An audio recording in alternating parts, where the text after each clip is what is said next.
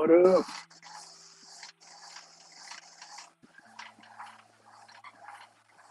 Yeah, another one of these.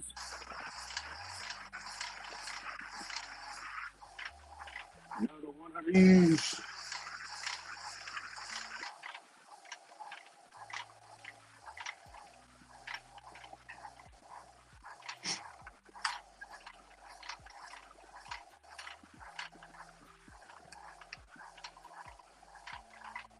Woo. Yeah, buddy.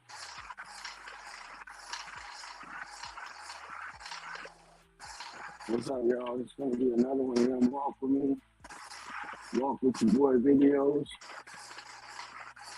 Just out and about doing it.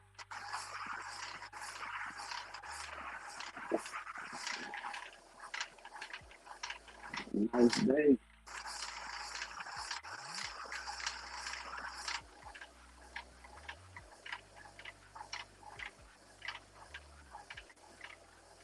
I want to see it.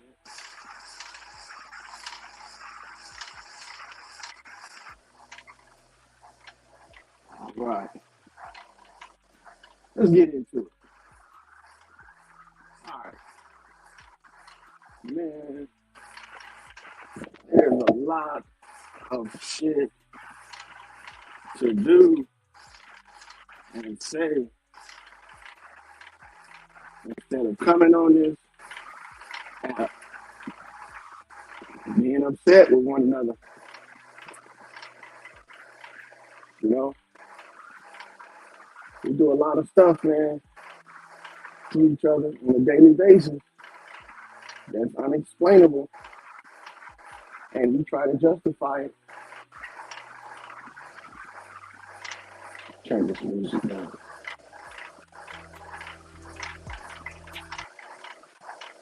All right,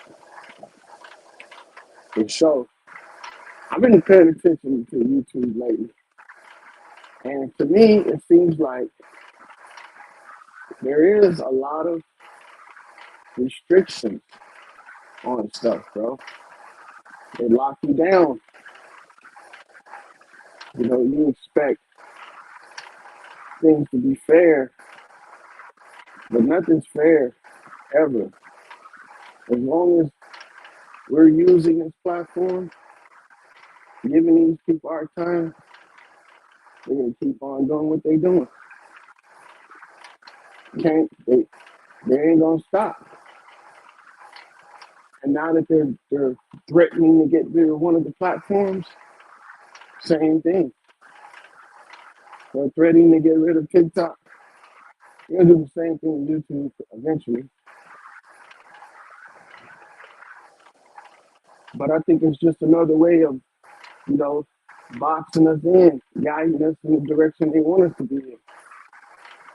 You know, on a mass scale, we don't really see the controls doing that. We only see the controls control what we're saying and doing. But if they create these platforms and make it easy for us to utilize them, you know, to the point where we become dependent on them, when they snatch one rug from up under you, there's another one there to hold you. So a lot of people don't realize it, that there's a lot of control in this social media. You got to be aware of it in order to avoid it. And it's not really avoiding though. It's like walking cautiously. You know, the moment, you know, you see something going wrong, you can dodge and get out the way versus going down and going through the entire motion of having to deal with the shit that's happening to us. There's people who are on this platform that are being taken advantage of, not only by, you know, other content creators, they're being taken advantage of by the platform itself. They sell all your information, use your videos for commercials, regardless if they monetize you or not. It's It's a racket. But I think the thing is that just like with any other public assistance they give us, YouTube, all these platforms are public assisted platforms, meaning that we can't create our own platforms. So they give us a handout. They give us a platform where we can represent ourselves. But that shit right there is going to be going away too as well. You can't stop it. The public assistance platforms are the first things that's going to go. And if ain't nobody figured out how to create their own, they're going to pull the rug from up under us anytime they want. It's going to be something we're going to have to get used to. They can control the flow of information. They can control traffic that comes to your videos and your channel and stuff like that. It's weird for somebody or something to want that much control to the point where how many people they control, how many people actually see what you do or hear what you say. It's like a full reverse. They play reverse psychology on it. They pushed the fact that you could share everything about your life with people. And then as soon as you got comfortable with it, started to do something constructive with it, start to make a living and earning with it, they isolate you, control that, want a percentage of it, then control what you say. So you got to be aware of it in order to avoid the obstacles that come with this shit. Because there are obstacles. I mean, most of the people that got caught up since this social media shit started didn't realize what they said and what they did actually affects their, physical life. So it behooves us to be aware of the threats this shit poses, this social media shit poses. Because all the people that were on TikTok that are coming towards the end and will have to find a new place, they're going to be looking for a new home to come to. And lo and behold, YouTube is the one. If they're not already on here. So that right there should be a plus, but in actuality, it's not. Just like the migrant situation in the United States. I mean, shit. When people were coming over here legally, it wasn't a problem. But as soon as they started flooding the borders, coming over here, overpopulating the cities, now it's a problem. And I was telling people this shit a while ago, that they were going to demonize the migrants, make them so undesirable that people don't care what happens to them. Look at what they're doing now. And this shit is all being orchestrated by behind the scenes controls. So they publicize deviant behavior and then come in and discipline, create the problem so they can supply the solution. Same shit, same game. They've been doing this thing all the whole time. Now, when they let the migrants in, these people came here. They didn't know what to expect. Some of them had an idea what was going to happen. That's why a lot of them, when they came here, they didn't stick to the plan. The migrants that came here that stayed with the government assistance and shelters and shit like that, they're the ones that are going to be taken advantage of to the point where they're not going to be able to do anything. So, and that right there is a bad thing, because even though people are, hating on these people now, in the beginning, they were a thing that, hey, ain't nothing wrong with these people coming here. There's enough land for everybody. Yes, that is the truth.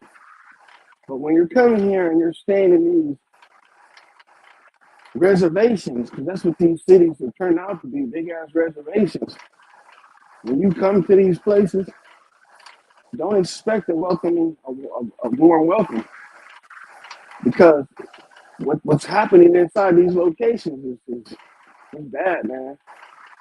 I mean, how you pit the people against other people because they get an assistance. Back in the day, public assistance was looked at as being negative. Now it's looked at as a right. When in actuality, man, you're not doing anything but, stealing from yourself. The money that they're using, it ain't really going to the people. That money is actually being changed into subsidies. Subsidies that give people like landlords and business owners incentives to accept this.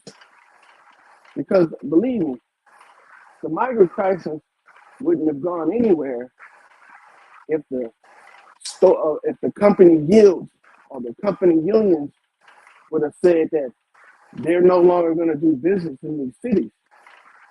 But the companies accepted this, as well as the losses that they were going to take due to the upheavals, the riots and shit that's going to come from this, because it's going to be riots. They've already showed that that's just going to happen. And then most of these migrants that came over here, they're young adult age, male and female. Some of them with no kids. A lot of them with no kids. So what do you think they're going to do when shit don't turn out the way they wanted to? Just like we used to watch videos on the news of these people having these uprisings against the government or the local government, throwing rocks and shit, doing that urban and guerrilla warfare. That's the same thing they're bringing here to make it, acceptable, to make it something we can, that we can live with. But it's not done organically. It's done artificially. That's why they have a news clip on everything that's happening. The migrant came over here, flooded the system, get all these subsidies, report the ungratefulness of the migrants, turn the people against the migrants, and then turn the migrants against the city. And then here we go, wars and upheavals, or what they call wars and upheavals in the streets and in the businesses of these other places.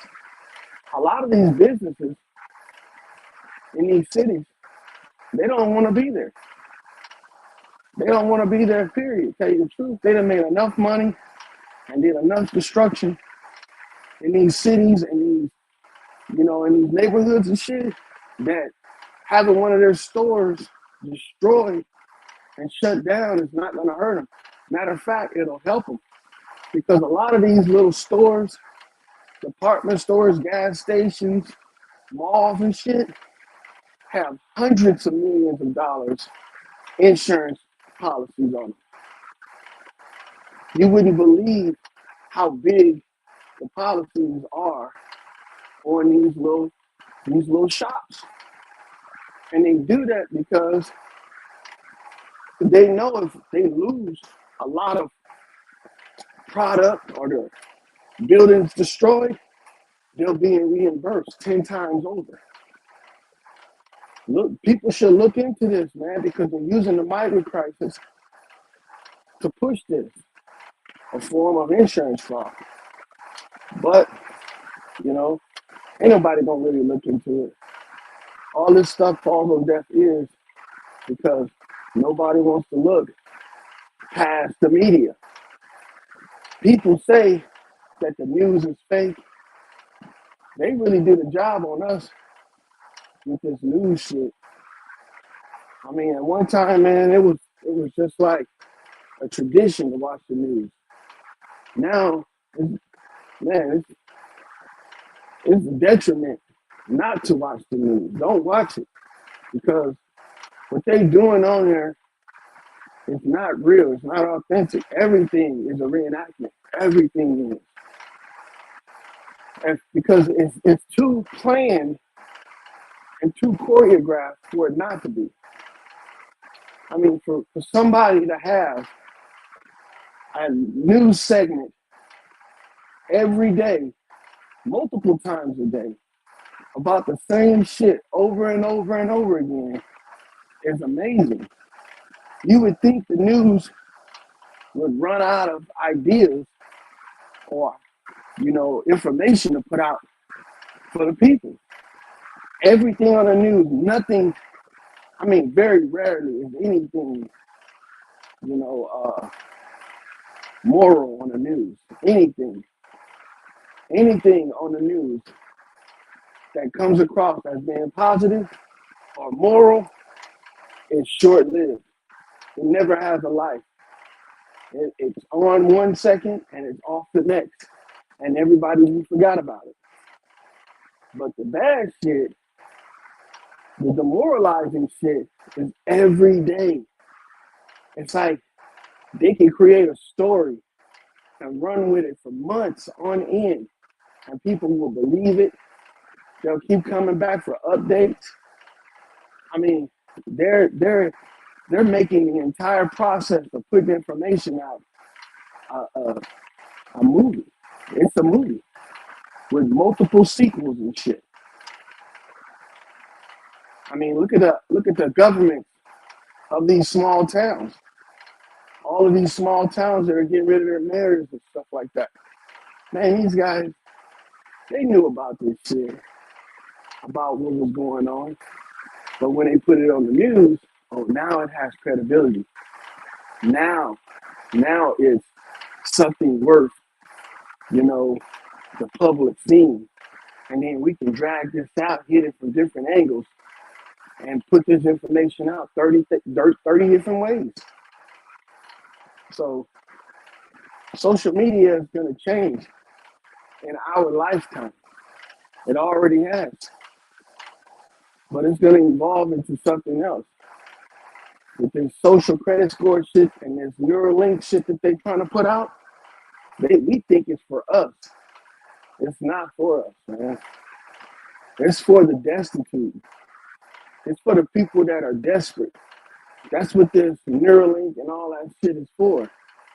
I mean, because the average person that, has a good living, has a nice environment that they live in, they're not willing to give up, their control over their mind and shit to anybody for some money and shit. Some are, I'm saying a lot of them aren't. But people that are desperate, just coming in here, shit, they trying to do it. Salutes.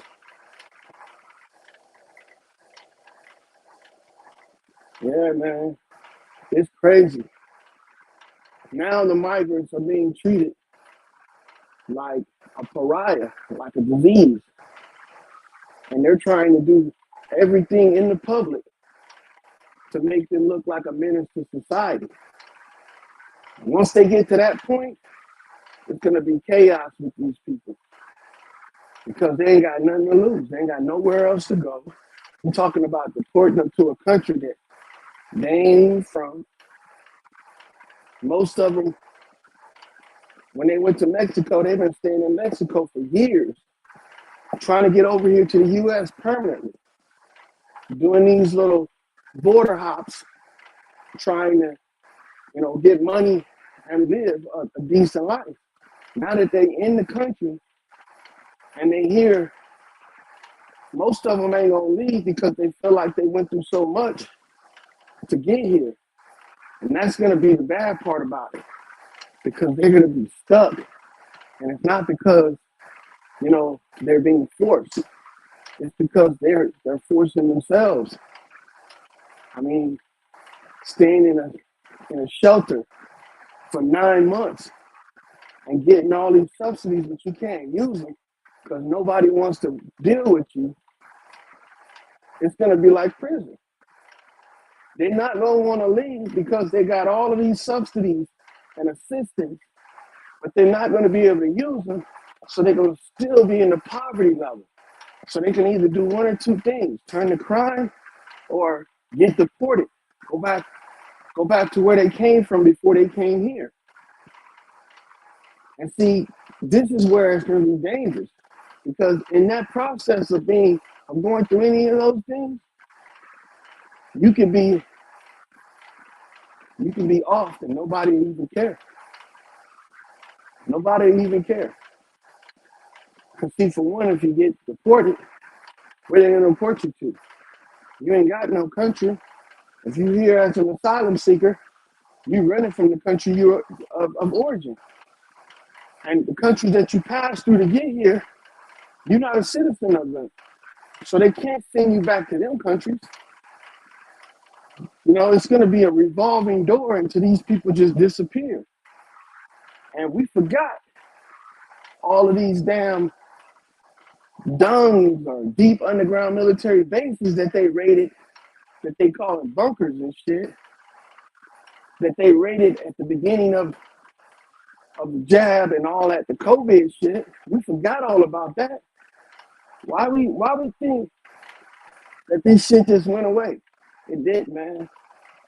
They raided all of those, got all the old people out, the people that were doing them strange things and shit with them kids and with them people experimenting on them and shit, eating them and doing all that stuff, because it was big money before it became perverted. I mean, it was perverted in the first place, but before they started doing that crazy shit, like experimenting, trying to create all kind of hybrids and all that shit, a lot of people don't realize that that stuff happened. That stuff actually is happening, tell you the truth, over in all these third world countries. That's why you have people with these abnormalities and shit that we think are defects. And a defect is something that doesn't perform or operate as it was designed. So in actuality, we are defects. These people that are over here being experimented on are something else, totally different. They don't care, man. We got our heads so deep in these politicians and freaking gurus and pastors' ass that we don't really see what's going on around us with the average Joe. We only pay attention when it's happening to somebody that's supposed to be important, like Donald Trump or the government. No, man. 100 million people worldwide disappear every year. Just think about that. 100 million worldwide. And they tell us that the population is growing. Well, what about these 100 million? This is every year, man. If you calculate all the people, and they have done this, there's websites you can go on and find out how many people from each country go missing every year. Where are they going? If every country is suffering from this thing, there's no country to harbor all these people. If every country is going through it, that means that these bodies or these people that are coming up missing are coming up missing right there in the country. They're not shipping them nowhere. They're taking them underground. Well, when they had that big push a few years ago to clean out all of this shit, so-called drain the swamp, and clean out all of these child trafficking and human trafficking dens, and arrest all these people, these places are prime real estate. They're prime real estate. And you can't believe that government, law enforcement, and military industrial complex aren't involved in this shit. So get rid of the old management, put new management in, and try to run the system the way it actually is. Because believe it or not, human trafficking, the skin trade, so they say, is a real thing, and it's profitable. It's so profitable, man, you can make more money off of selling people and their abilities than you can do in any business. It's bigger than anything. It's bigger than anything. And they don't have to kill the person in order to profit off of them. That's the thing that we don't understand. See, because it's like a big ass pyramid scheme. At the top, you got a few people, or if not, one person that's controlling the entire base of the pyramid. And everybody below that is contributing, either with money, their efforts, or influence. So these people that are being trafficked, they don't necessarily have to die to be part of a billion, if not trillion-dollar enterprise. They don't have to steal their organs. I used to think it was about the organs and the cannibalism. It was at some point. It is like that. But at some point, you're worth more to them alive than you are dead. I mean, think about it. If they needed somebody to do a job and nobody wanted to do it because everybody felt like that job was beneath them, you got to have somebody that's going to be willing to do that shit and for the rate that they're charging. Nobody's looking at the fact that vegetables have to be picked, minerals have to be mined, wood have to be chopped, oil has to be drilled. Nobody's looking at that shit. We're only looking at these jobs that we call corporations that wouldn't exist without that lower class labor. Now, I'm not saying that they got a slave class, because that's what a lot of people want to think when I'm talking about stuff like that. But when I'm talking about, they have a class of worshipers. For instance, when these people come to America, they kiss the ground that the person that helped them get here fucking walk on. And who do you think that is? These are the politicians, the family and community organizers. These are the people that are allowing this stuff to occur without even checks and balances. For instance, New York City.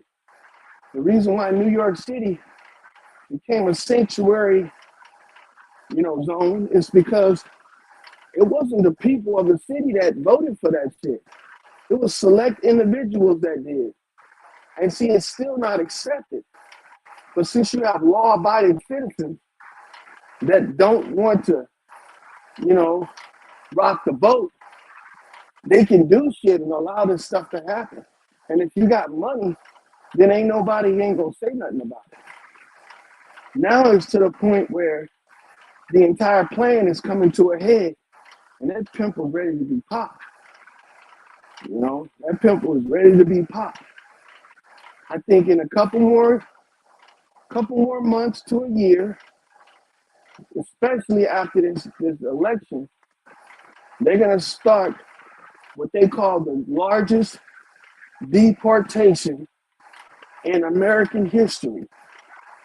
Now just think about that. The largest deportation in American history. Now I've seen large groups of people being picked up by ICE and supposedly deported. And that was a big deal, to see it. A couple dozen people being bussed, just being removed from a location and being bussed to God knows where. Imagine millions of people being done like that. And it's being honored. Why do you think they started the contact tracing shit? I was lost to this too. I didn't even realize it. Contact tracing is for your neighbor to watch you or report to the authorities on your behavior, on your medical well-being, on your socialization. Now they've got millions of people to take these jobs and be some type of informant. These are the people that they're going to be using to be their eyes and ears of this giant deportation, and they're gonna do it under the guise of what? Just think about it. What was the contact tracing thing started for? It was started for an epidemic. And that's what they're going to say about these migrants. Watch. The migrants are going to get to the point, they're going to get to the point when they're reporting on these migrants, to the point where they're saying that the migrants are killing, they already said that, killing U.S. citizens. But since they can't get a large number of these people to do this, they're going to say that they're killing them with disease. The same thing they pulled on the people that they call anti-vaxxers. Now, I'm not saying that it's going to be reported like that, because it's not going to be. You're going to have to see this stuff and decipher it, because I'm seeing it play out. These people are going to be targeted, all of these migrants. But before you can target them, you got to make them, you got to demonize them. And that's what's going to happen. And I know there's a lot of people that's like, fuck them. You know, they're ungrateful. They don't care that they getting free shit and all this stuff. That's how they do it. That's how they get us. Divide people and conquer them. They do this to the nations. They've practiced this shit for years. This is not nothing new. But let me get off that, because that's a little extreme right there, because these people, they always want to play big brother and watch and stomp shit out. But at the same time, I'm looking at our people that are in conflict with this religion shit. Now, the religion has been turned upside down. Man, you got so many unbelievers right now. This is a record high. The nation has never been so corrupt. Well, if you think that non-believing is corruption, but it has been so, destroyed or devastated by, the destruction of the religion, that people are taking what they learned in the religion and turning it into other shit. For a long time, I didn't believe half the stories in the Bible. Because when you look at it from a reality perspective, you really can't draw upon any examples of the shit that was talked about. It took belief. But now, in this day and age, I believe that the stories were true, just not given to us in the way that we're supposed to have been given to us. Because why else would they try so hard to destroy the doctrine? Not the teachings, the doctrines.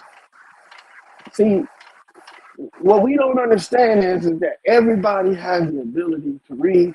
I mean, everybody that has the ability to read can come up with their own ideas about what the Bible is, right? But the only one that people fall back on is the ones that was taught institutionally to us in these compulsory religions. And I know people say church wasn't compulsory, but think about it. Your grandparents and your mom and the people made you go as a kid, just like they made you go to school. Just like compulsory education, you got compulsory religion. And just like people that learn in school shit that was contrary to reality, they doing the same thing with the religion. Now, there's a lot of stories in that book, in that textbook, that will tell you about your environment, right? Same thing with that religious book too as well. We got to stop looking at that shit like it was created to cause us suffering.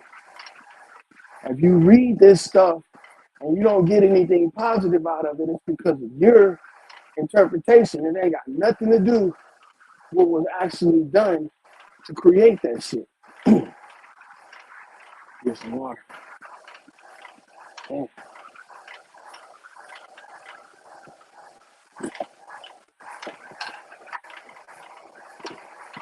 So when I'm looking at this stuff, I look at a bunch of people on social media because I believe there's more people on social media that's reading this book, the Bible, than there are in the churches.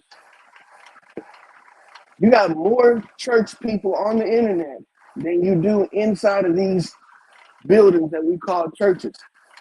You know why? Because it's easier now to get the message to people. But the message that they're getting is old. It's not something that's new. And people think that this shit is new. It's not. So over time, old shit has to be updated. It has to be revamped. It has to be remade in order to be, susceptible to the new age. So over time, we've changed what was actually philosophy, medicine, and science into a religion that now is being rejected because a half truth ain't the truth. They're telling you what's in the Bible, what's written. That's the truth. But on the other hand, they're not telling you what it means. So that's a half truth. When they're up here talking about Satan and Jesus and God and all that stuff, what they should be telling you is that these are representations of medical instruments, cures, and diseases. I did a video last night on the Lake of Fire, and I know it's gonna fuck with a bunch of people because I put that stupid ass beat on there that I butchered with cuts from a live stream that I thought was funny as hell over on Q Brothers page. Shouts out to them brothers, man. They be talking about some intellectual shit. It's really thought provoking. But at the same time, the message that I put out about Satan and Lucifer, it's right there in front of your face. They teach us that hell, the lake of fire, is a physical place. It's not a physical place. It's a physical substance. That's the thing that they don't realize when they're being read and stuff. It's not a place, it's a substance. And a lake is a pool, right? That's what we were taught. A lake is a pool. It's a body of water. But in actuality, a lake is not that. At least in the context that they're talking about, it's not that. The lake that they're talking about is the lake that comes from the word lac, L-A-C, which is short for lacquer. And that word lacquer is those three words put into one. It's the beginning and the middle and the end of that word, of that phrase, lake of fire. That word lacquer is lake of fire.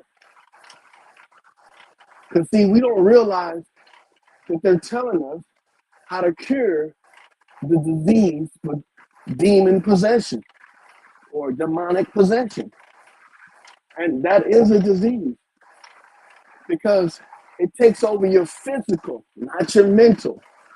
And a lot of people that experience these things, the exorcisms and everything, they experience these things all from a third person view or reality of it.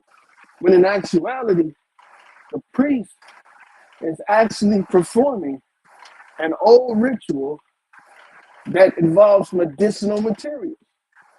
When a priest, if you watch exorcisms on a streamed exorcism, you will see that the priest has his tools that he takes with him. Holy water. Holy water is just healthy water. Purified water. Anointing oil. The anointing oil is an antibacterial substance that once applied to an infected area, destroys the bacteria. See, in the cross, right? The cross was not actually something that was used as an emblem or some type of sign to destroy evil. It was actually used as a purification device, and it was usually in the form of some type of metal like copper, iron, silver, gold, and these are utilized, these talismans are put on the skin for a certain type of absorption. It's just like when they show you in the movie Exorcism, him putting the cross on a little girl's head and it causing it to burn or sizzle. That's exactly what happens to bacteria when copper comes in contact with it, when gold comes in contact with it, when silver comes in contact with it. They dissolve. They can't take the purity of that metal. Same thing with iron. They can't take the purity of that metal. Because you got to imagine a bacteria is microscopic. If they brought a giant piece of metal that was warmed or heated by some type of radiated heat and they put it on you, bro, even if it wasn't scalding hot, it will burn your skin. Over time, it would burn your skin. And that's because of the size of that metal and the amplification of that radiant heat. Now imagine you're doing that to something that's a billion times smaller than yourself. It wouldn't take much. Just being in the vicinity of that metal would cause that microscopic organism to be annihilated, to be in distress. Because you got to look at the fact that on that scale, anything this organism comes in contact with, it's going to be multiplied or it's going to be, it's going to be compounded by the billions. Same thing with heat. The reason why heating up your food and water is so important is because the microscopic organisms inside of it can't take the heat. It can't take it. In the stage of a living organism, it can't take the heat. That's why the lake of fire is so important. And see, that's why this substance, that's the lake of fire, is so important. Because back in the day, recent back in the day, in the 1400s, this stuff was used as a cure-all. Turpentine, kerosene was used medicinally to treat people with bacteria infections and to treat animals with bacteria infections. Deworming an animal, believe it or not, is actually domestication. Deworming is domestication. And the reason why I'm saying this is because the reason why an animal is wild is because it's feral. And the reason why it's feral is because it's infested. And see, the infested animal is always agitated, it's always mad, it's always hungry, it's always lustful. It's a beast of the field. And that's what they're trying to tell us when we're reading about this stuff in the Bible. And they don't really put it out there. Because if you understood this, then it would affect your everyday life. Just think about it. If you've come to the realization that Satan is a bacteria, a parasite, which he's been taught for millennia but not have been preached about, then you would avoid this at all costs. Meaning that you wouldn't want to do anything that would cause you to be possessed. Now, this entire concept of possession is something that was taught to us, and we were told that it was something that we couldn't control. It was out of your control. And the only way to fend it off is prayer. Well, think about this word prayer and pray.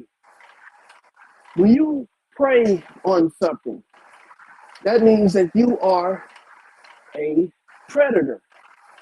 And whatever you prey on is your prey. Okay?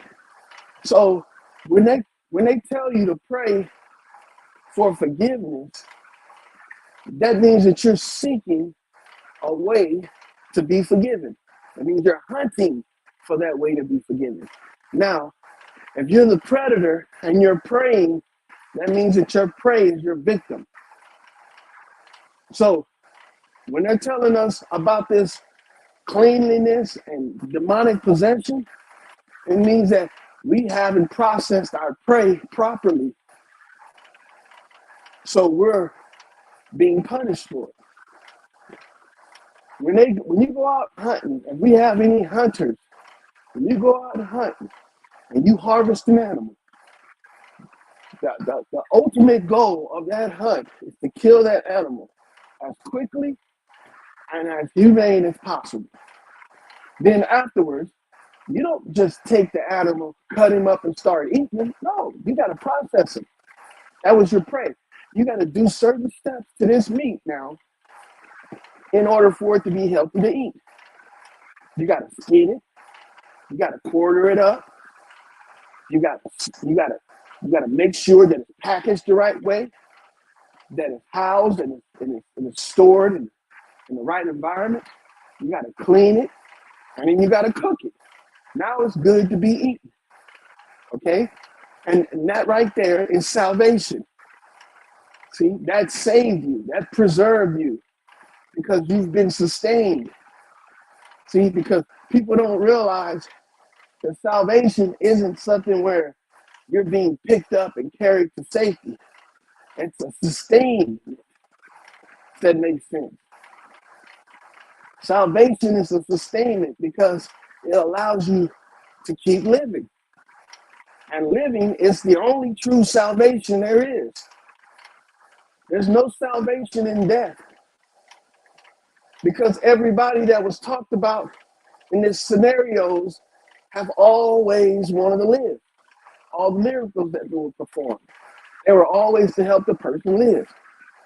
All the exorcisms, all the battles that they had was all performed for that group of people or that person or that individual to live. So living is the salvation. But processing your prey is a very important step in this. So in order to figure out these teachings, we got to have people that know how to decipher and disseminate these teachings and not just regurgitate the same shit over and over again that we got when we were in these compulsory religious, organizations. And they always create them. That's why anytime you have to do something that's important in society, they want you to do it based off of your beliefs, based off of your upbringing. And your religious beliefs have a big thing to do with that. But people have religious beliefs and not moral beliefs, not righteous beliefs. And see, the reason why it's like that is because we've been taught the wrong thing, man. If you're a big science guy, look at your science book. And you shouldn't be reading that science book trying to learn science without reading the Bible. Same thing. You shouldn't be trying to read that Bible without reading that science book. Those two things right there, how do you say it? They fucking correlate with one another. When you're reading about gardening and you're reading the almanac, you shouldn't be reading that almanac without the Bible. You shouldn't be reading the Bible without the almanac. These are the books that were broken up from one big book called the Catholicon and turned into all of these different genres of understanding. And the Bible was left there unattended without the connection to each one of them. Science, horticulture, agriculture, and then you got medicine. If you're going to school for medicine If you want help with trying to understand the different intricacies of medicine and the practice of medicine, you better be reading that Bible, because I'm telling you, that's the reason why a lot of people aren't taught to be healthy. They're just taught to supplement and to treat the illnesses instead of destroying it and curing it.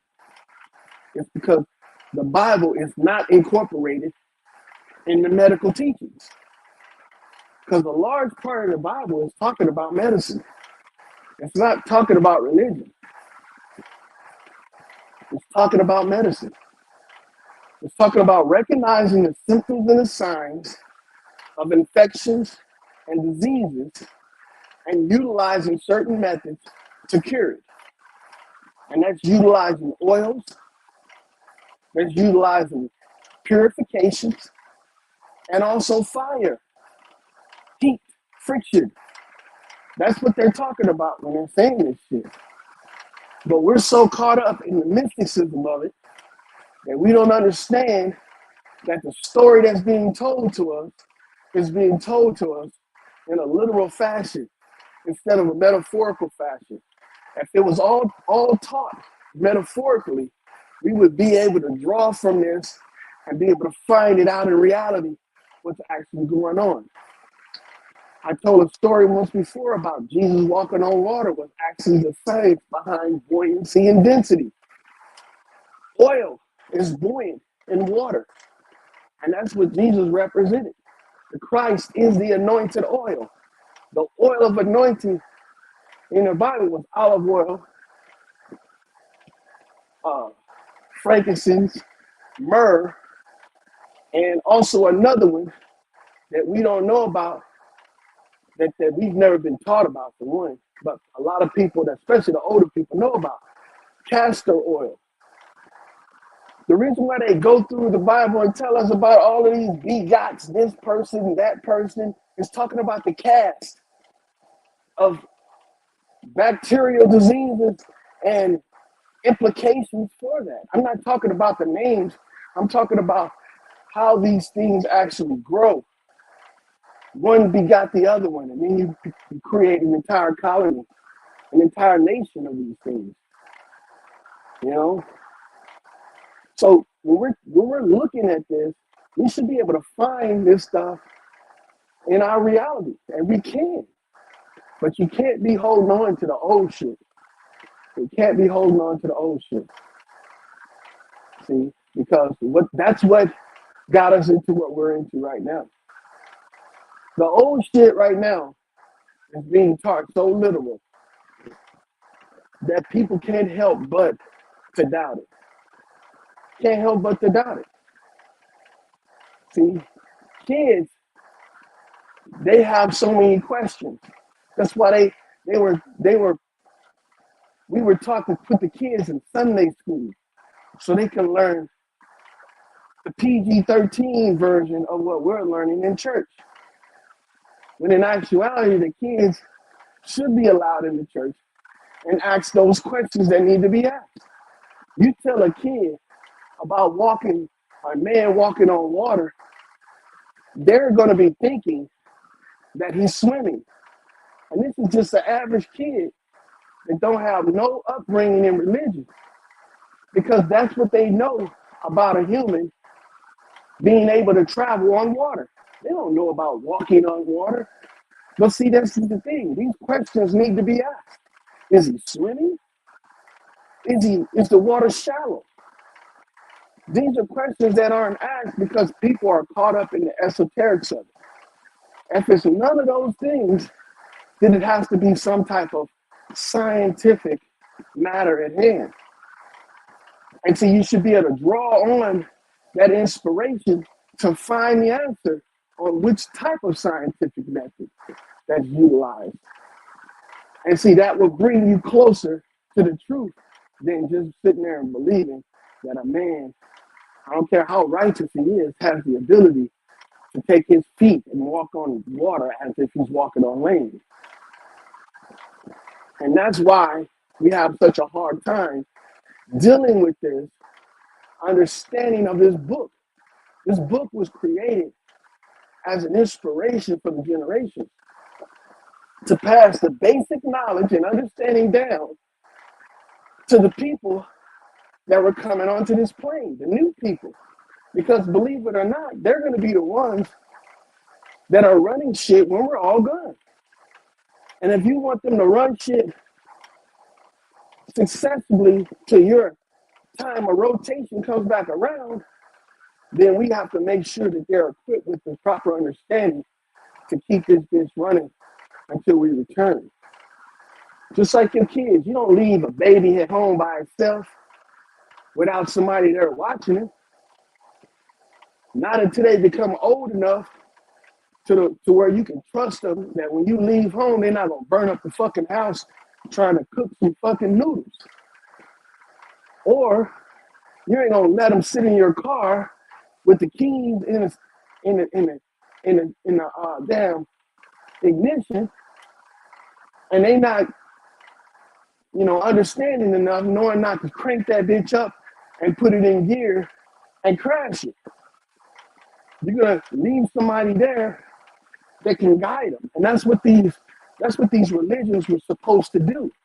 They were supposed to guide the next generation in order to be good stewards to run this shit.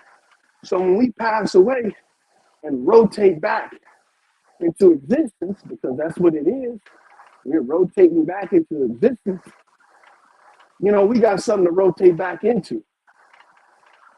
Because ain't nothing like leaving your shit, your house, and coming back and find that bitch burnt to the ground because your dumbass son or daughter burnt the kitchen down making some noodles, or cooking some grits, or frying some bacon or some shit like that. You want to make sure that they are equipped with the understanding that there are certain things that they can do and can't do, and they should be aware of certain things as well. That's what these religions are for. I wholeheartedly believe the Bible is an accurate, true depiction of our reality, but not the mysticism parts. The scientific, the medical, the agricultural, I believe all of that shit from the Bible, all of it, because it's provable, repeatable, and it's able to be taught. And that's the scientific method right there. God, that's just get the fuck out of me. But yeah, man, it's a lot of stuff that if we had the right mindset would be so useful to us. We got people talking about free energy, free understanding of energy, and they don't even realize they grandma, grandpa, and mom and dad went to church and was taught about free energy all their entire fucking life and don't even know about it. The whole story about freaking Lot and his family was talking about free energy. When they had to flee Sodom and Gomorrah and the wife turned into a pillar of salt, they're not telling you, man, that represents a chemical reaction, a fusion, salts and alkalines and acidics mixed together cause heat and friction and causes a residue. That's why they say Sodom and Gomorrah was destroyed by what? Brimstone and fire. Brimstone is a salt, a solvent, sodium base. When heated up, has a chemical reaction. It can be used for many different things. Medicinal, can be used for agriculture, all kind of shit. But they're not breaking that story down. They want us to believe that the story a lot was about him running from the destruction of the city. When in actuality, he was talking about utilizing chemicals and a method of utilizing them to create energy. Now, believe it or not, all of this stuff is connected. None of it's useless information. None of it. Right now in politics, we're doing some of the same things that the politicians are doing some of the same things right now in politics that were done in the Bible. They're the they're domesticating us, right? They're domesticating us, utilizing a foreign, well, I wouldn't say a foreign substance because it's not really foreign. It's around you everywhere. See, domestication of a breed of animals, man, occurs when you clean the animal out, when you purify the animal. Once the animal's purified and it can be in its right mind, it can tend to be worked with humans. You know what I'm saying? The way that they domesticate these lions, tigers, wolves, and shit, they deworm them. They lock their ass up and they deworm them until they're no longer infested with these things. And it takes a time period. And after a while, the animal will become docile. It will be able to be, handled without restraints. Check them out, man. When they get a new animal to the zoo, the animal is all over the fucking place, especially if it came from the wild. It doesn't, it doesn't, you know, it's not comfortable in its environment. It's always pacing around. Any people that come towards it and tries to attack them, that's because it's feral. That's because it's filled with these bacteria that's controlling its ability to think straight. So what do? They feed it a certain diet. They keep it isolated for a period of time, away from all the other animals, so it can't spread. And then they test its blood. Once its blood is clean, they know the animal is domesticated. They know the animal is able to be handled and put around all the other domesticated or docile animals. But see, you can't do that, right? If you don't know how this process works, how or where this method or methodology comes from. Now, look, they've been domesticating us, utilizing a method that's not portrayed in the teachings. You can't use a bacteria to fight another bacteria. That's not how it works. That's like choosing one of the two evils. You're always going to get evil. The only way you can cure an illness is with the cure. You can't supplement it with another illness. You can't treat an illness with an illness. And this is what they're doing. See, they're utilizing bacteria to kill off certain other bacteria to make you more docile but controlled. See, because certain animals in nature act certain ways, but they're all infested. None of them are actually clean, but certain animals act a certain way, and that's because of certain bacteria that they have. Somebody told me one time about a documentary they watched about an ant that was infected with a bacteria that makes them go to the highest point of their little location and die at that highest point. That way the bacteria can grow out of the body and spread the spurs, spread its spores. That's how it infects other hosts. And that's exactly what they're doing with us. They've been utilizing for the past 1,000 years, right? They've been utilizing a bacteria to treat other illnesses called the phage. And most people don't know about this because it's not hush hush. It's just information that's so dry that people are like, oh, whatever, that's just stupid. And that's how they get us with that shit. They weren't lying when they say, if you want to get something passed, and I used to think this only applied to black people, but it applies to all people now. If it ever did apply just to black people, put it in a book, and a motherfucker ain't gonna read it. They've made it so easy now that all the books are on the internet, and people still aren't reading. What does that tell you? That tell you that we're part of a society that's willfully blind, that's willfully giving away their control of their own selves to follow something that's detrimental to them. For instance, when you go and they tell you that you have an antibiotic resistant virus or bacteria or disease, that antibiotics don't cure. Did you know that antibiotics is made from another virus? Antibiotics is made from mold, which is considered a plant and an animal combined. A mold is like a fungus, which is classified as part animal and part plant because it utilizes both characteristics. Animals need sustenance in order to create energy. Plants need sunlight and water to create energy, or what we call photosynthesis. Well, with animals, we do the same thing, but it's not photosynthesis, it's electrolysis.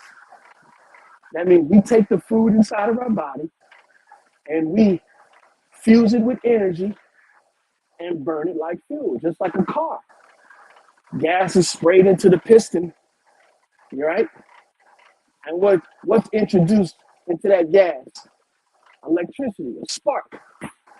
And then you create energy. A small explosion sends that piston flying to the bottom and shooting up another piston on the other side that creates the same mechanism over and over again. That's what we do, but in the form of electrolysis. That's what we do with food. Plants do it with the sun and water. Well, guess what? A fungus utilizes both of those, bro. Both of those techniques are utilized by funguses, which makes them an animal and a plant combined, an interspecies combination right there. So they're utilizing this to make antibiotics. The mold off of rye bread is what penicillin comes from. That isn't a combination of a plant and an animal, and they're using that to treat other illnesses. Because see, the mold off the rye bread, the penicillin, spreads throughout the body. It's an invasive species that once enters the body, it spreads and devours all foreign matter. And then it's eventually being eaten by the cells of your body and transported around the body for nourishment. But if it's not, then it becomes it becomes an adversary of the body too as well, in the form of what we call candida, a yeast infection. See, that's because the body has been flooded with this parasite called penicillin, and it's becoming overgrown. So we start to develop certain things like yeast infections and candida. This is not me saying this. I'm not making this shit up. This is what scientists, medical scholars have pointed out. And that's why we've created antibiotic resistant diseases. Look that shit up. And this is being taught to us, but on a dumbed down level. When you when your parents, when they go to church, they can read about this stuff, about yeast being created in order to make wine in the Noah's Ark story. But they're not telling you that the yeast that was created to make that wine was cultivated from an animal, that had a specific disease. And that disease was called Nephilim. They're not telling you that. And Nephilim is a disease that causes bloat or bloating, where the abdomen swells up and becomes giant. They're not telling you that shit.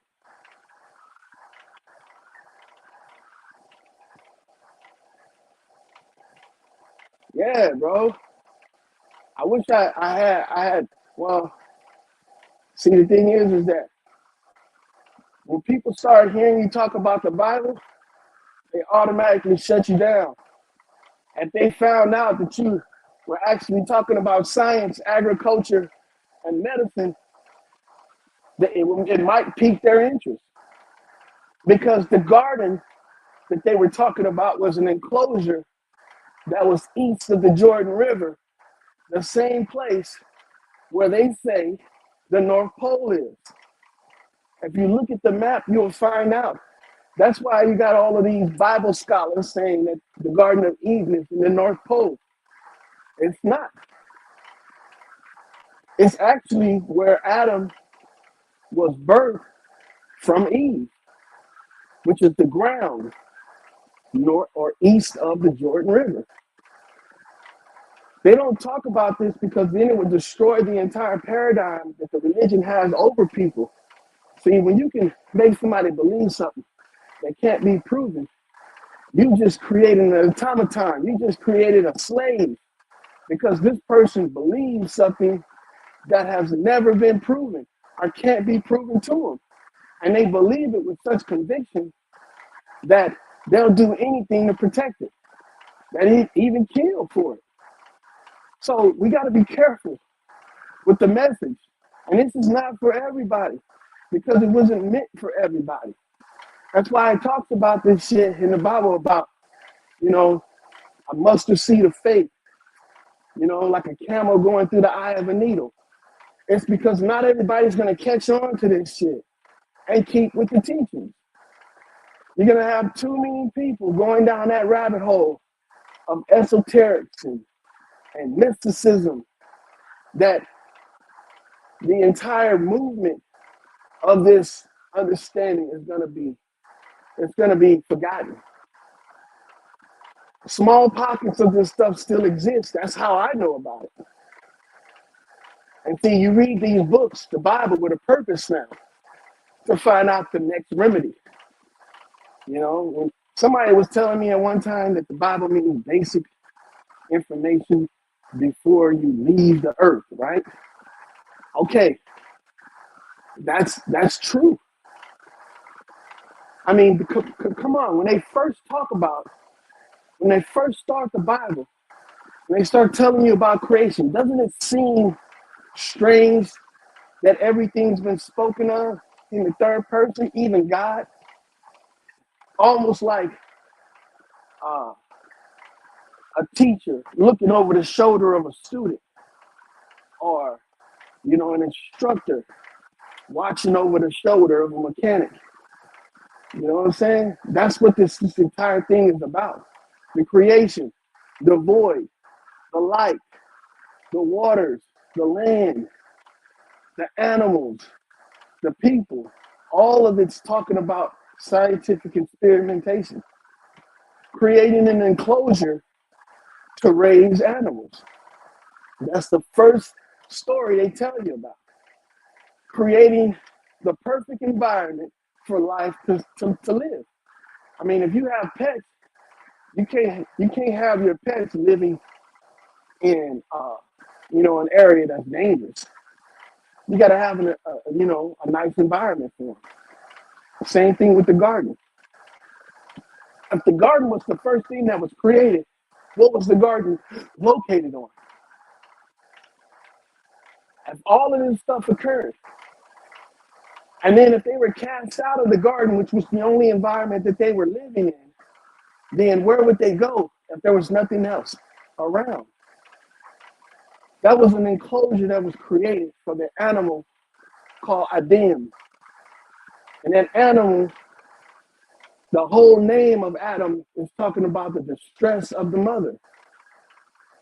See, the first domesticated animals that were created were bred into domestication instead of raised into domestication. See, it's easier to domesticate a newborn animal because they're cleaner than the parents versus having to deworm the whole flock of fucking animals. You can just take all the babies and kill all the adults. And that's what occurred.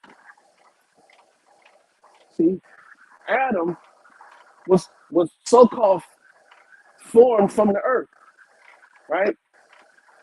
But in actuality, formed is like brought to or delivered. That's what it's like. So he was delivered on the earth or on the ground. So he was a baby that was birthed out in the dirt. And who births their animals or who births their babies into the dirt? Animals. All animals birth their babies on the ground. They don't go to and go to a hospital, lay in a bed, get medications. They do that shit right on the ground because they don't know any better. They don't know about bacteria, diseases.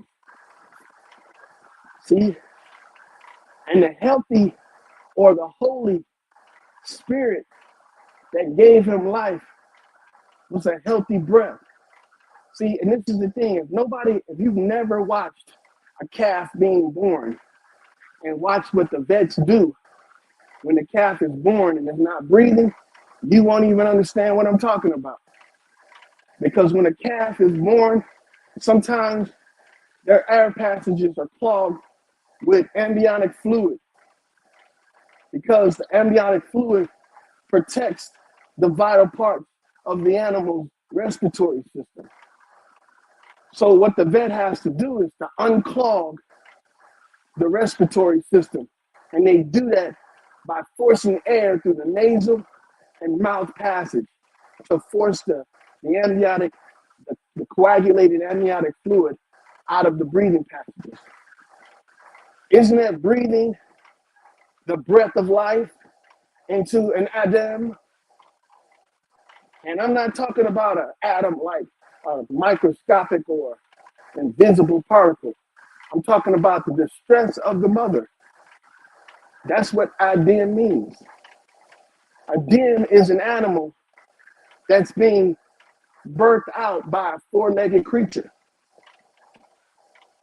Look this shit up. I'm not making this shit up, man. And see, we go off of this shit like it's mysticism. If you watch them give birth and see what the vets do, they do the same thing with babies that are born in the hospital. When a baby's born and they have a lot of fluid in their body, they take that little suction thing, it looks like a teardrop or a raindrop, and they squeeze it, and they put the tube in the nose, and they release it, and the force from that sucks out all the mucus that's in the baby's nasal passage and in the mouth. It's like sucking out all the mucus and all the liquids and shit from the birth, so the baby can breathe clear. That's breathing the breath of life inside of the baby. Same thing. Oh, and then we say, hey, you know, the story about the garden where Cain kills Abel, you know, because of the offerings or the sacrifice. And see, we totally overlook the fact that Cain and Abel came from their father. So they would, if they were in real life, came from their father, they would display some of the characteristics of their father. So what characteristic did Adam have that his kids displayed besides aggression? Right? Well, a domesticated animal, believe it or not, once it becomes domesticated, it becomes clear thinking. It can be utilized by its owner to perform tasks. With cows and bulls and shit, they utilize them to pull carts and plow fields and do all of that shit. To herd animals, ride horses to herd cows. You see, you can utilize these domesticated animals to your advantage and have dominion over them. You know, hunt them and eat them and shit like that. That's the whole story of naming the animals, figuring out which ones are useful to man. See? And all the animals that they showed us in Sunday school that Adam was naming were all herd animals. They had the lion, which nobody believes. If I tell them is a herd animal. It stays in packs. Why? It's because it's domesticated. It can't survive on its own. It can't be out in the wilderness and be a standalone. It's a domesticated animal. The cows, the bulls, any animal that has to be in a group is a domesticated animal. See, herd mentality is not something that's natural in nature. Nothing has to stay together in order to survive in nature. Everything can survive on its own. Look at plants and trees. They don't need another plant to survive. They need another plant to procreate, but they don't need another plant to survive. See, there's animals like the whales of the ocean. They don't stay in big ass groups. If they did, they would be vulnerable. They say that whales stay in schools, but the only time a whale or whales are in schools is when they're breeding, is when they're mating. So when whalers go out there and they hunt a school of whales, they are actually catching the whales when they fucking, catching them at their most vulnerable point and killing them. But nobody will break that down to you and show you how the Bible explains this shit. You know, how the Bible will explain that if you take the sap from a tree, distill it, and spray it on your plants, that it cures any bacterial infection the plants have. That if you take certain resins from certain plants, that it induce a medicinal effect. For instance, Moses, Miriam, and Pharaoh's daughter. They don't tell you that that story is talking about smoking marijuana, moss, and reed. See, they're not telling you that. The whole story about Moses when he was a baby being put in the Nile River in a wicker basket, in a papyrus basket, and hidden in the reeds was actually a story about inhaling medicinal smoke. They're not gonna tell you that shit because it's not popular. It's not mysticism, right? It's not mysticism. That story right there talks about what we know of right now as rolling cigarettes, right? See, because a lot of people don't know that they used to mix marijuana and moss together and smoke it in papyrus paper. What we got today is that was the old school blunts, the old school backwoods and shit. But niggas don't know that because they not being taught this and they can't see it. And if you don't believe what I'm saying, look up papyrus and look at what they used to use it for. Writing paper, for smoking.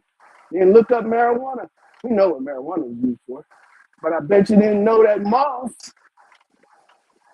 was used as a smoking agent, as to get high. Moss. Now, the moss I'm talking about, I'm not talking about sea moss. There's a certain type of moss that's very prevalent over in the Middle East during this time frame that they're talking about in there, the ancient times. This moss is called liverworts. People don't talk about liverworts, that people used to smoke that shit like weed, because you can get just as high off liverworts than you can marijuana. But when you mix them together and you roll them up, yeah, you talking about a certain type of high. And see, the whole thing, the whole history around smoking has been distorted, has been made and demonized, made to be demonized. The whole history behind it. You know, in the Bible, it talks about the good smoke and the bad smoke. It talks about pleasant smoke, smoke that's savory to the Most High. See, smoke that's savory to the Most High is the holy smoke. It's that holiness of it. It's that healthiness of it. That's what the word holy means. It means healthy. See? And when you inhale healthy smoke, right, you get that Holy Spirit. You get that healthy breath. Believe it or not. I watch a guy, I'm subscribed to his channel called Prophet Levi. And he practiced, the cleansing of the lungs by utilizing smoke, coughing, and yakking. That right there is a principle to healthy breathing. See? And once we find out that principles are few and methods are many, we can design different types of smokes to achieve the same type of reaction that the original principle smoke did. But we can add flavors. We can add certain intensities, certain highs that you wouldn't necessarily get from the principal smoke. And the principal smoke was marijuana moss and peppers. That was the principal smoke back then. So today, they make that smoke into what they call hashish. So that's just a little tidbit for you guys. That's the way that they made hashish. Liverworts, marijuana, and papyrus. The reeds. I can't lie about this shit, man. The way that this information comes to me, it was taught to me when I was a little dude. I didn't really understand it, and I rejected it because peer pressure.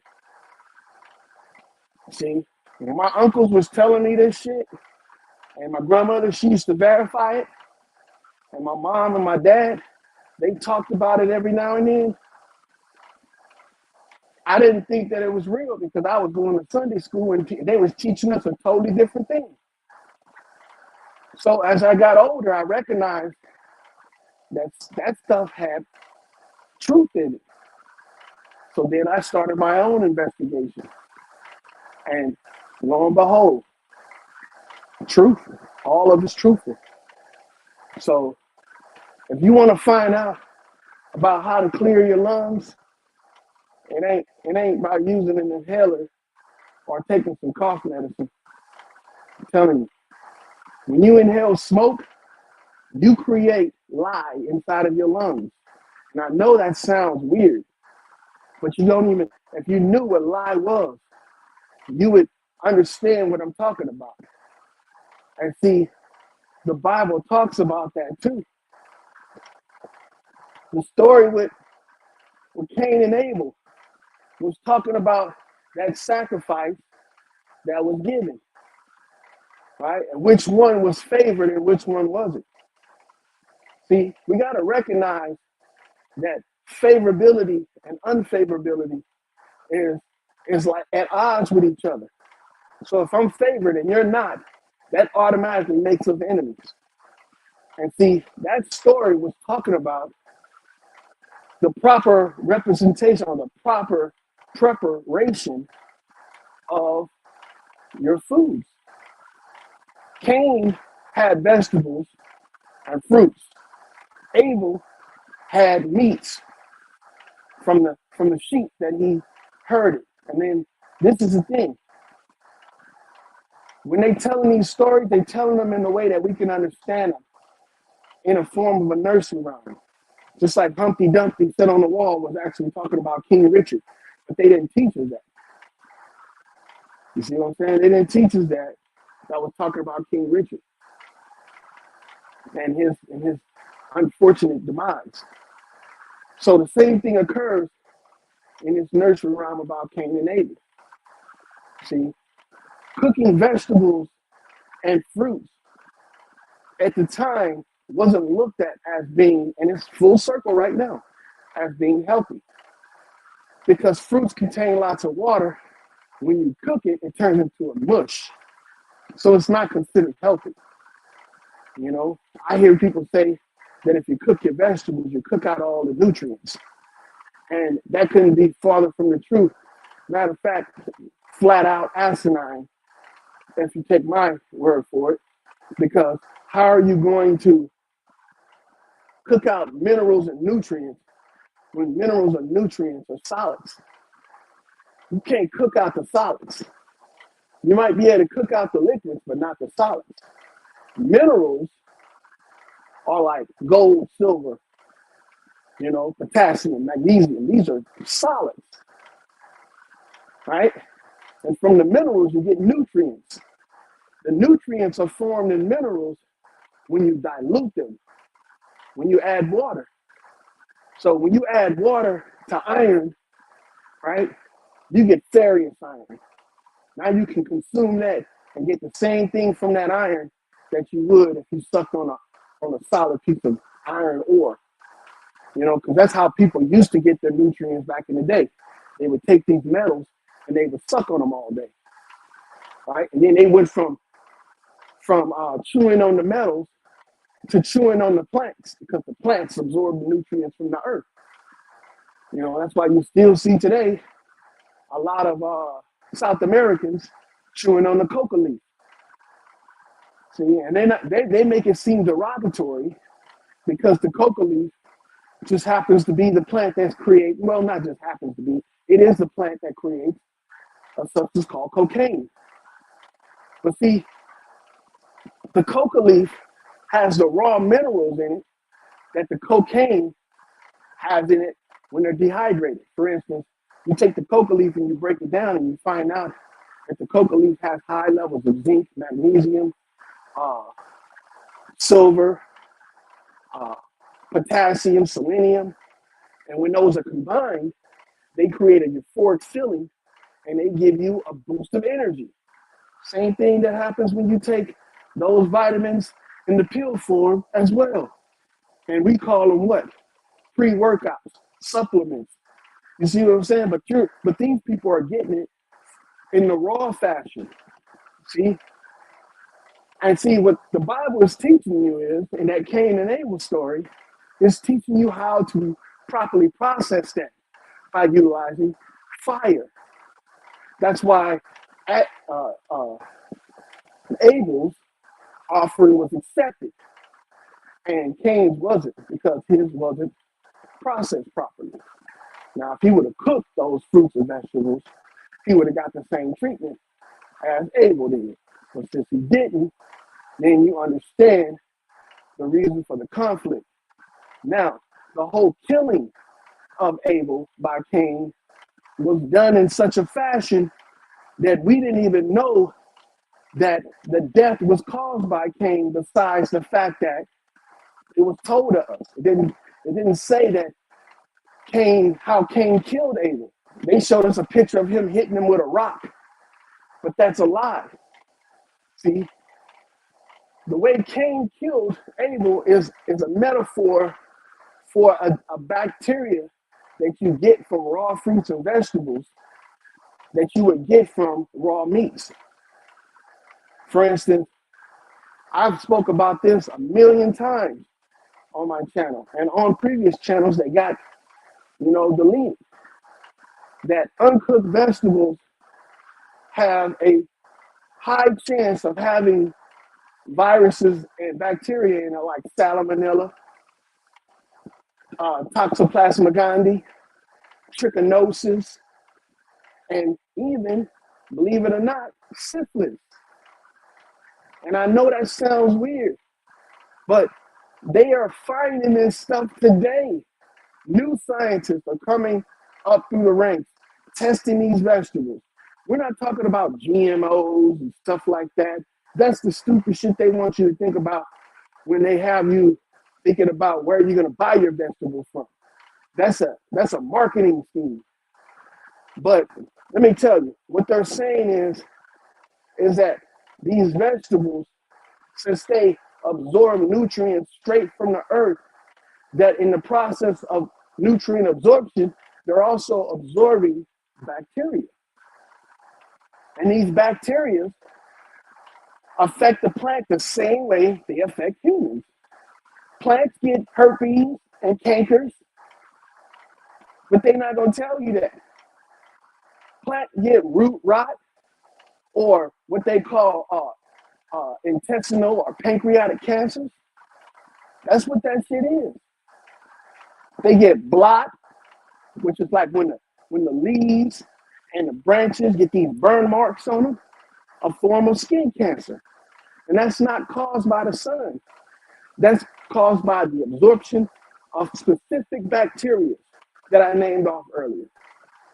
You know, trichinosis, salmonella, syphilis, and Toxoplasma gondii. These bacteria have been living, these are the dominant four, or actually three, dominant three, because syphilis is Toxoplasma gondii. But the other three, those are the dominant ones. And when these mad scientists are out there creating biological weapons, they're not creating nuclear bombs, they're creating breeds of these animals by crossbreeding them, the three, the Holy Trinity. And that's how they're creating biological weapons. So the whole thing about this interpretation of this is all based off of your perspective and who you're getting the information from. So that being said, I'm gonna go ahead and shut this one down because it's been already an hour and a half. But I appreciate you guys for coming out. And hey, man, if you feel inclined, hit that like button. You know, help your boy out. You know, it's free. Hit that subscribe button. It's free. If you like me up here jabbing about this shit, you know, because it's everywhere. It's in everything. It's in politics. It's in the economy. It's in corporations. It's in organizations. And it's all based off of the religion, which is actually the true textbook of our existence. So until next time, guys, y'all have a good one. Peace.